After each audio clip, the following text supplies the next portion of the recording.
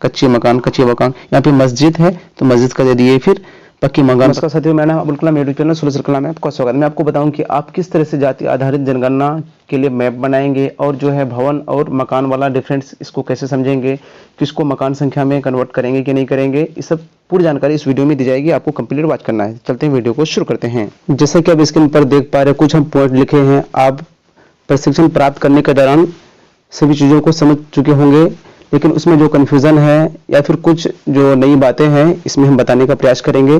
साथ ही मेन ये काम रहेगा इसमें कि आप मैप कैसे तैयार करेंगे और भवन और मकान का जो डिफरेंस है इसको हम समझेंगे, क्योंकि ये तो तय है कि कुछ ना कुछ शिक्षकों को या फिर कोई भी जो भी है भवन और मकान में डिफरेंट, मतलब आपको समझ में नहीं आ रहा होगा कि भवन कैसे क्या करेंगे और मकान का कैसे क्या करेंगे। तो ये भवन और मकान का जो समस्या ये क्यों उत्पन्न होता है, अब इसका समाधान कैसे करेंगे, साथ ही मैप कैसे तैयार करेंगे, इसकी जानकारी हम इस वीडियो में देंगे। इसके लिए आपको कंप्लीट वॉच करना है। स्किप करने से आपको अधूरी जानकारी मिलेगी, आप कंप्लीट काम नहीं कर पाएंगे। तो जैसे कि हम देख पा रहे हैं, यहाँ पर हम खुद अपने से नोट डाउन किए हैं अपने प्रशिक्षण प्राप्त करने के दौरान जो भी हमने सीखा, और साथ ही जो मार्गदर्शक दिया गया है, बुक दी गई है, उससे हमने कुछ मेन पॉइंट को यहाँ पर रखा हुआ है। आप जानते हैं कि फर्स्ट फेज का जो शुरू होगा जाति आधारित जनगणना 7 जनवरी 2023 से लेकर 21 जनवरी 2023 तक, इसमें फर्स्ट फेज। और सेकेंड फेज जो है 1 अप्रैल 2023 से शुरू होगा। तो हम इसमें फर्स्ट फेज का ही बताएंगे, क्योंकि हमें जो काम अभी प्रोजेक्ट में करना है इसको देखना है। और यहाँ पे अप्रोक्सीमेट जो लास्ट डेट है 31 मई 2023 है। ये तो कुछ बड़ी बात नहीं कि ये हमको ध्यान में रखना कि इतने तारीख से स्टार्ट होगा, इसकी तैयारी हमें करना है। अब यहाँ पर और एक महत्वपूर्ण बात है जो कि हम नोट डाउन किए हैं। नजरी नक्शा में कार्य प्रारंभ उत्तर पश्चिम से, अभी आपको प्रैक्टिकली हम दिखाएंगे भी, उत्तर पश्चिम से शुरू करके दक्षिण पूर्व में कंप्लीट करना होता है। हम जो भवन संख्या देंगे उसमें तो उत्तर पश्चिम से शुरू करके दक्षिण पूर्व में समाप्त करना होता है। साथ ही यहाँ पर जनगणना से संबंधित जो भी प्रपत्र आप भरेंगे तो आपको ब्लैक पेन से, ब्लैक बोल वाले पेन, जैसे कि आप लिखे हुए हैं, जनगणना से संबंधित सभी प्रपत्रों को काले रंग के बॉल पेन से भरा जाना है। क्यों भरा जाना है? क्योंकि जो भी आप डाटा फिल करेंगे प्रपत्र में उसका स्कैन होना है, तो काले पेन से क्या होता है, बेहतर होता है, इसीलिए काले पेन का ही प्रयोग करने के लिए बोला गया है। या तो क्लियर हो गया, इतना सब जानते ही होंगे।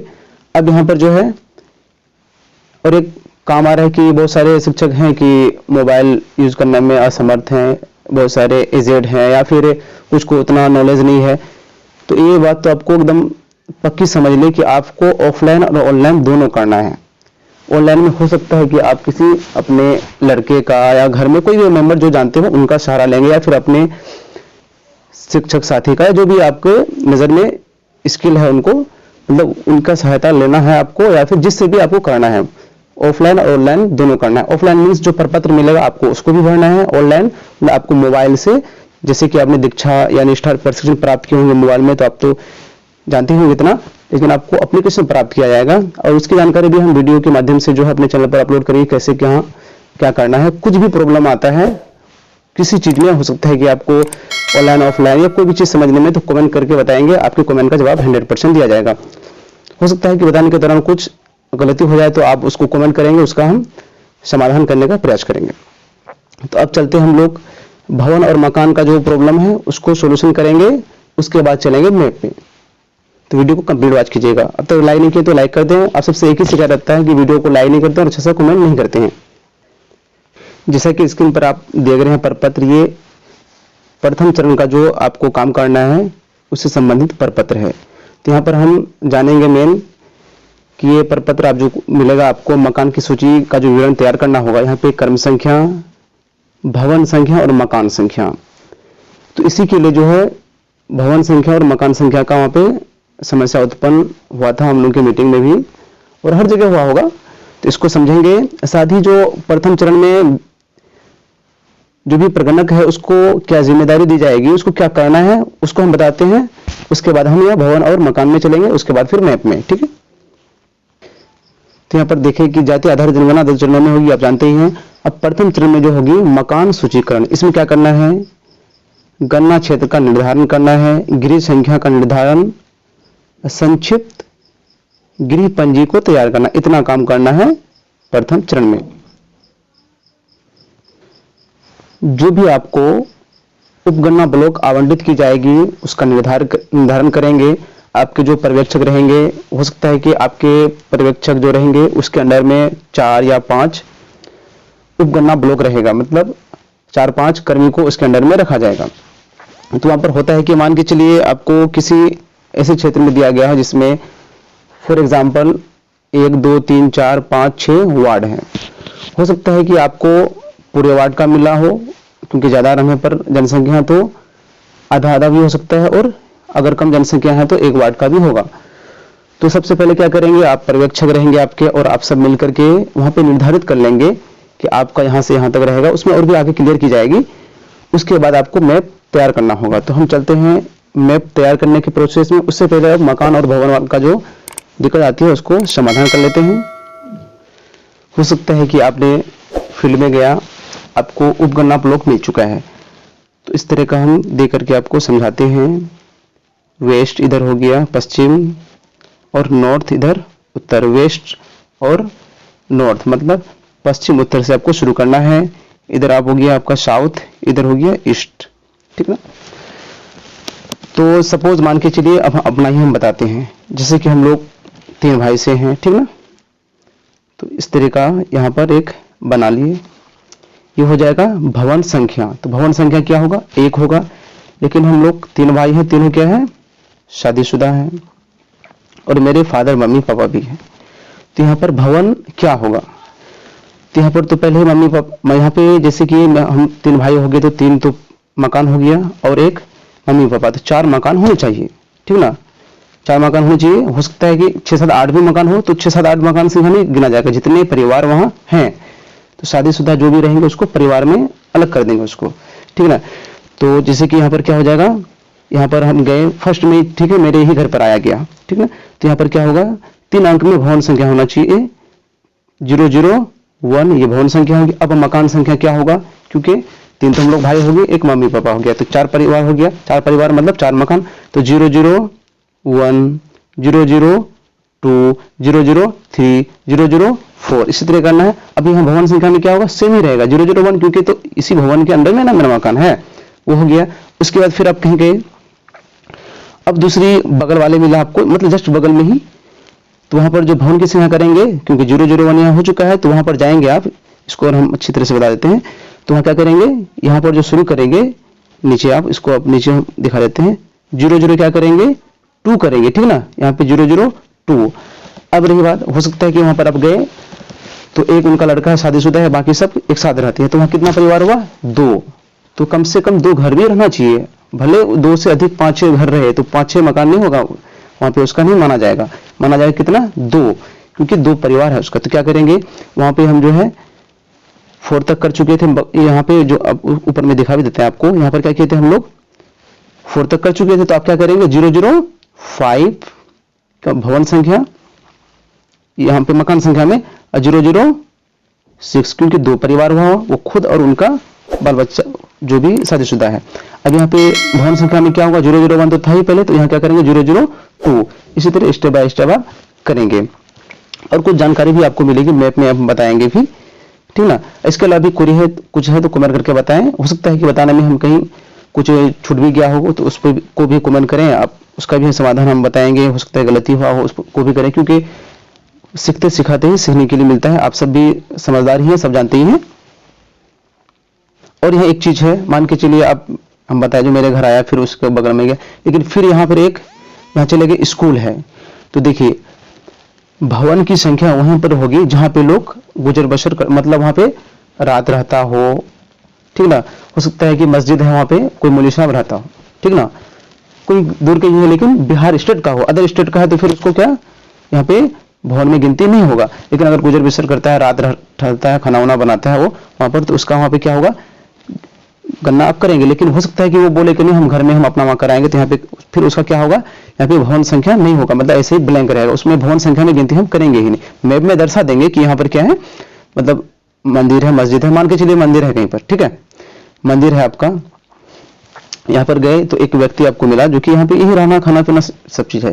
लेकिन अगर वो बोलता है कि नहीं हम अपना जनगणना जो यहीं पर कराएंगे, तो यहाँ पे मकान संख्या उसको क्या करना देना होगा, मतलब भवन संख्या कितना देंगे, 1 देंगे। अब मकान संख्या में कितना दें, मतलब सीरियल वाइज जैसे जो भी जितना आप करके छोड़े हैं उसके बाद यहाँ पे मकान कितना हुआ, एक, मतलब परिवार कितना है, एक, तो एक यहाँ हो गया। अगर ये चाहे कि नहीं हम जो है अपने घर में ही कराएंगे, हम ऐसे यहाँ पे रहते हैं, तो यहाँ पर क्या हो जाएगा आपका, यहाँ पे मकान संख्या नहीं पड़ेगा इसका, क्योंकि मकान या भवन संख्या नहीं पड़ेगा, वहां रहेगा कोई रहता गुजर बसर करता हो तभी पड़ेगा।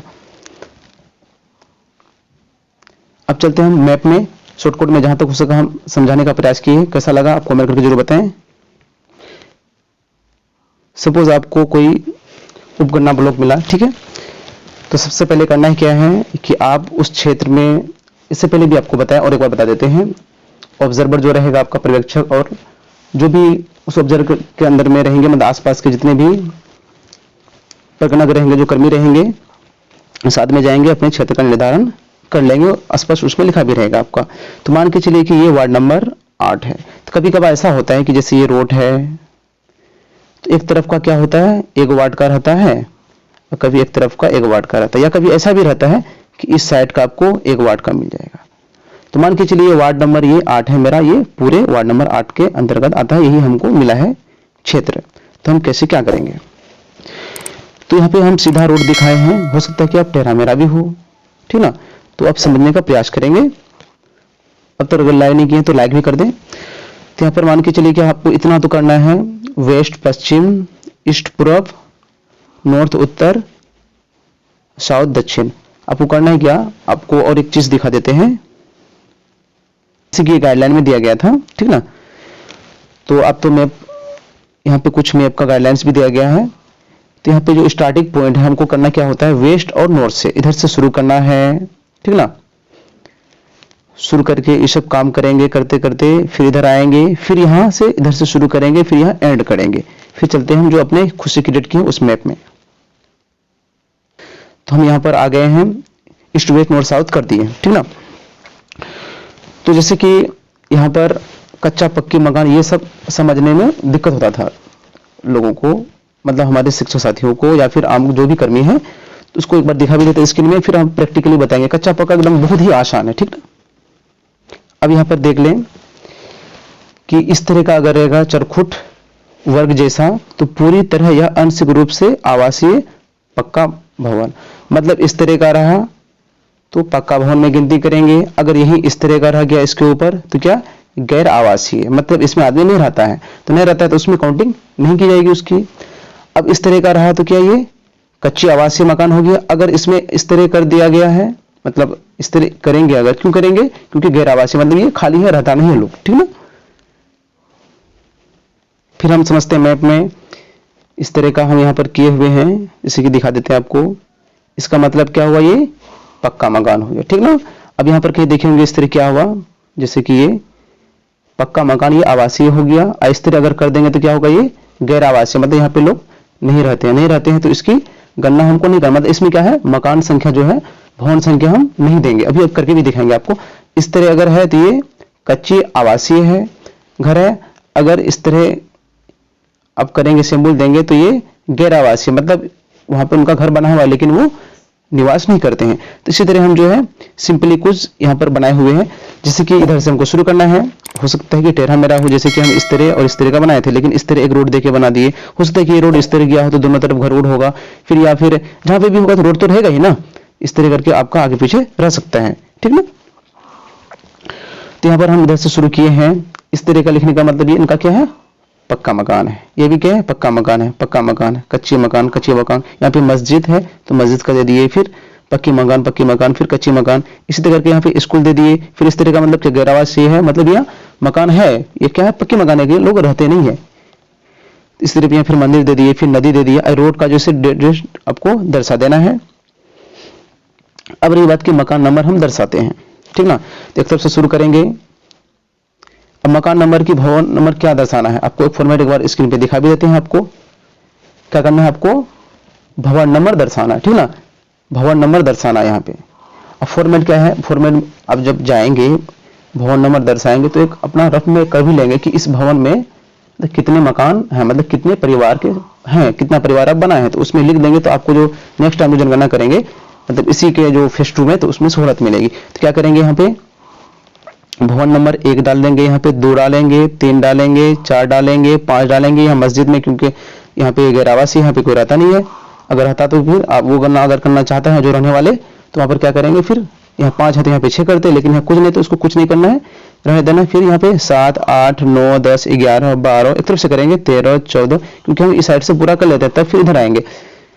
यहाँ पे कितना 12 किए थे, जो भी है 12, 13, 14, 15, फिर स्कूल ऐसे खाली रहेगा क्योंकि यहाँ पे लोग रहते नहीं है, ठीक है। हो सकता है आपका हाई स्कूल हो, कोई पियोन रहता हो, अगर वो चाह रहे हैं कि नहीं हम यहीं पे कराएंगे, फिर यहाँ पे मकान नंबर देना है, ठीक है। तो 11, 12, 13, 14, 15, 16 यहाँ पे क्या गैर आवासीय, तो इसमें मकान नंबर देना है, ये भवन नंबर देना है, सॉरी भवन नंबर देना है, भवन नंबर नहीं देना है। 16 तो यहाँ पे नहीं कुछ करना है, 17, 18, 19, 20, 21, 22 यहाँ पे कुछ करना है, नहीं करना है, 23। इसी तरह आप क्या करेंगे, यहाँ से आप इधर आएंगे हम, ठीक है, 24, 25, 26, 27, 28 जो भी है इस तरह करके डिस्कस कर लेंगे। हो सकता है कि आपका कोई ऐसा व्यक्ति लास्ट में आया हो, मतलब उसको पता चला अरे मेरा तो गणना हुआ ही नहीं, मेरा तो गणना हुआ ही नहीं, या फिर हो सकता है गलती से छूट गए होंगे, मतलब आप उसको छोड़ दिए होंगे। तो सपोज आपने मकान नंबर पे हम चलते हैं फॉर्मेट में, तब आपको समझ में आएगी। तो आपके पास वो आया कि रही आप तो मेरा तो गणना किए ही नहीं, तो अब करना क्या है, मान के चलिए आप 10 यहाँ पे भवन संख्या 10 में भी चले गए, उसके बाद 11 नंबर दे दिए, ठीक ना, मैप में दे दिए। लेकिन अब क्या हुआ कि उसका जो है बीच में ही घर है, तो अब क्या करेंगे, तो भवन नंबर कितना देंगे, ठीक ना, ये समझना है हमको। तो 10 है, उसके बाद 11, बीच में उसका जो है छूट गया, तो क्या करेंगे 10/1 यहाँ पर क्या करेंगे, इसका भवन संख्या देंगे। अब मकान संख्या क्या देंगे, तो मकान संख्या लास्ट जितना तक आप किए, मान के चलिए कि 155 आप किए हैं, ठीक ना।